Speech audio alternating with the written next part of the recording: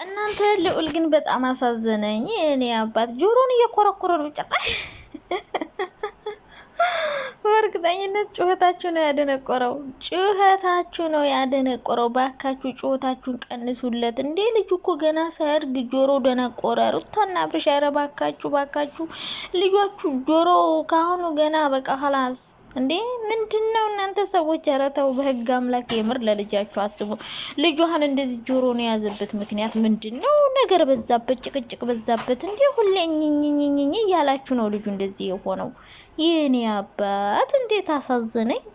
ደግሞ የሆነ ሰዓት ፍቅርን አጮልቆ እያያት ነበር። ግን ልጁ ማለት ነው ብዙ ሰው ከመብዛቱ የተነሳ ብዙ ሰው እያቀፈው ስለሆነ ማን እናቱ እንደሆነች ማን አባቱ በቃ ሆነ ግራ ተጋብቷል። የምር ልጁ ራሱ ማለት ነው። እና አብርሽ ወደፊት አባቱ ይሁን አይሁን ራሱ የሚያውቀው አይመስለኝም። ምክንያቱም በቃ ሁሉም ያም ስለሚያቅፈው ልጁ የሆነ ትክክለኛ አባቱ ማን እንደሆነ ራሱ አያውቅም። ሁሉ ሰው ሲያቅፈው ይሄዳለኝ። እኔም አንድ ቀን ባቀፉት የኔ ጥቁር አዝሙድ ይሄ ምን ሆናችሁ ነው ግን? ማርያምን እንደዚህ አይነት ልጅ ሰጥቷችሁ። ኧረ በስመ አብ ሀበሻ ግን ችግር አለበት። አብርሽ ግን የምር ይስማ። አሁን ግን በእርግጥ ፍቅር የመጣቸውን አንድ ልታረጋችሁ ነው እንጂ ፍቅር የእውነት አብርሽ ጋር ፍቅር ይዟ ምናምን አይደለም። ያስታውቃል የሚሰሩት ስራ ራሱ። ግን እውነት ሩታ ልትከሰት ትችላለች። ምክንያቱም ያለሷ ፍቅር ልጅህን ወስደህ ሁሌ ቪዲዮ የምትሰራበት ከሆነ በጣም ነው የሚደብረው። በጣም ማለት ነው። አብርሽ ደግሞ ትናንትና ያደረገው ማለት ነው ጭራሽ እኔ አልጠበቅኩም። ልዑልና ያስታወቀ ለፍቅር ማይ ጋድ ወይኔ! አሁን ይሄ ድራማ ምንም በለው ጋይስ፣ ምንም በለው። አሁን ልዑልን ይዞ መጥቶ ምናምን ከዛ ሩታ መታ ተናዳ ምናምን። እኔ ግን በጣም የታዘብኩትና የገረመኝ ነገር ማለት ነው ልጁ በቃ ሁሉንም ሰው ነው የሚቀርበው። በቃ ማን እናቱ ማን አባቱ ማን አክስቱ እንደሆነች ያውቅም። ሁሉን እኩል ነው የሚቀርበው ሁሉን ሰው። መቼም አሁን አመት ሊሆን ነው፣ አመት ሳይሆን ይቀራል ልጁ ራሱ ከተወለደ። ሁሉንም ሰው እኩል ይቀርባል ታውቃላችሁ። ሁሉም ሰው ለሱ አንድ ነው። ሁሉም እናቱ፣ ሁሉም አባቱ፣ ሁሉም አክስቱ፣ ሁሉም አጎቱ። ለምንድነው እንደዚህ የሚያደርገው ግን? ለምን አንድ አይነት በቃ ሁሌ አባቱ እየሄደ ስለማያገኘው በቃ ከላስ ሁሉ ነገር በቃ አንድ አይነት ነው የሚመስሉት። እናቱም አባቱም ሁሉም ሰው ይዘው መቅረብ። አሁን ፍቅር ስታቅፈው ሂዶ ልጥፍ፣ ኤፍሬም ሲያቅፈው ሂዶ ልጥፍ፣ አጎቱም ሲያቅፈው። እኔ የጠበኩት እንደውም አጎቱን ነበረ። አጎት ነው እኮ አሉ ይሄድ የሚባለው እንጂ ወንድሙ አይደለም አሉና እና አብርሽ ሁሌ በውሸት የተሞላ ድራማ ነው የሚሰሩ፣ ሁሌ በውሸት እና ደግሞ ፍቅርን እናትን አክብሪ ምናምን የምትሉ ሰዎች ፍቅር አሁን ትናንትና ምንም ያለችው ነገር የለም። አብርሽ ስህተት ነው ለሩታ ሳያስፈቅድ ምናምን ልጇን ይዞ መምጣት የለበትም። ያናድዳል። ልክ ፍቅር እንደማታውቀው ቅርጽ ለቪዲዮ ነው። በነገራችን ላይ አብርሽ አብዛኛው ጊዜ ልጁን የሚፈልገው ለቪዲዮ ነው። ግን ትናንትና ራሱ አይታችሁት ከሆነ አብርሽ ፍቅርም ሁለቱም ሩታን የሆነ የማብሸቅ የማናደድ እንትን ላይ ነበሩ ሁለቱ። ሩታ ግን ተናዳና ተኮሳትራ አብርሽን እንትን እያለችው ነበረ፣ እየተቆጣችው ነበረ። ግን አብርሽ አሁንም ለማናደድ ምናምን እየሞከረ ነበረ። እንግዲህ ይሄ ድራማ መጨረሻው ምን ይሆናል ነው እንግዲህ። አብርሽ ከማን ጋር ይቀጥላል?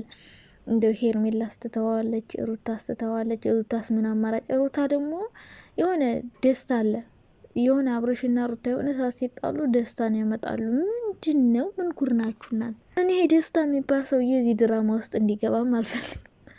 ምንም አያምርም። ከነሱ ጋር ማየት ሰው ቢኖር እሱ ነው። በቃ ድራማው ላይ ራሱ ምንም አይነት ድምቀት አይሰጥም።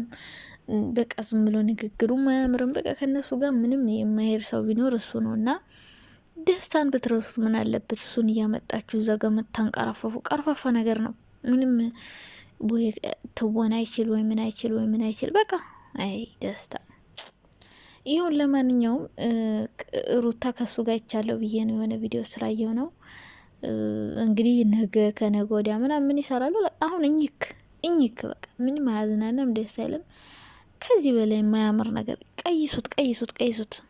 ብዙም አይደለም እንደጠበቃችሁት አይደለም። ቪው ራሱ በደንብ እየታየላችሁ አይደለም። ቀየስ አርጉ፣ ሌላ መንገድ ተጠቀሙ። እንዴ ምንድነው እናንተ ሁሌ እኝክ? ሰለቸን። አሁንስ አብርሽ ሴት መቀየር፣ ሩታና ሄርሜላ ምናምን በአብርሽ መጣላት ምናምን፣ ኧረ ደበረን። ሌላ ልክ እንደባለፈው የሆነ አስደንጋጭ ሰርፕሪዝ የሚያደርግ ነገር ፍጠሩና ነው እንደዛ አይነት ነገር ፍጠሩ። አሁን ሰለችን አንዴ ነው ሁሌ እንትና ተጣላች፣ እንትና ከእንትና ጋር ሆነች፣ እንትና እንትን ሆነች። ኧረ ውይ በቃን ቀይሩ። የምር አይዲያ ቀይሩ፣ ሌላ አይዲያ ቀይሩ ምናምን። የሆነ ይሄ በሴት መራኮት ምናምን ይቅር። ፍቅርን ደግሞ አትስደቧት። የልጅ እናት ናት። አዎ የልጅ እናት ናት። ምንድነው የምታካብሉት? ግን ደግሞ አብርሽ የሚፈልገው ምንድነው? በቃ አሪፍ ቪው ነው ማግኘት የሚፈልገው። ግን እኔ ያሳዘነ የልጁ ብቻ ነው። ልጁ በቃ ማን እንደው ቤተሰቡ ጠፍቶበታል። በቃ ሁሉ ነገር አንድ አይነት ነው። ሁሉ ሰው ለሱ አንድ አይነት ነው። በቃ አባቱ ምክንያቱም ሁሌ እንትን ስለማየው በቃ የትኛው አባቱ የትኛው እናቱ እንደሆነች አይታይም። አሁን ቪው በደንብ አገኙ። ፍቅርና አብርሽ አንድ ላይ ሲመጡ ማለት ነው ምርጥ ቪው ነው ያላት። ፍቅር ይህን ያክል ቪው ብዙም የላትም ነበረ። የሆነ አንዳንድ ቪዲዮዎች አሏት ቫይራል ይወጡ፣ ግን አብዛኞቹ 100,000 ራሱ አይሞሉም። እና ለፍቅር ቻናል ጥሩ ነው፣ ይነሳላታል። አረ አብርሽም ይነሳላታል። አብርሽ እንኳን እዛም እዚህም እያራኮተ አለው ቪው። ሩታ ደግሞ ምንም የምትጠቀመው ነገር የለም እዚህ ጋር። ሁሉም ሰው እየጠራ በሷ ቪዲዮ ይሰራል ምናምን እንጂ አብርሽ ድሮም ቻናሉ ደህና ነው። ከሩታም ጋር ከሄርሜላም ጋር እየተጣላ በቃ በዛም እያለ እሱ ቪዲዮ አያጣም።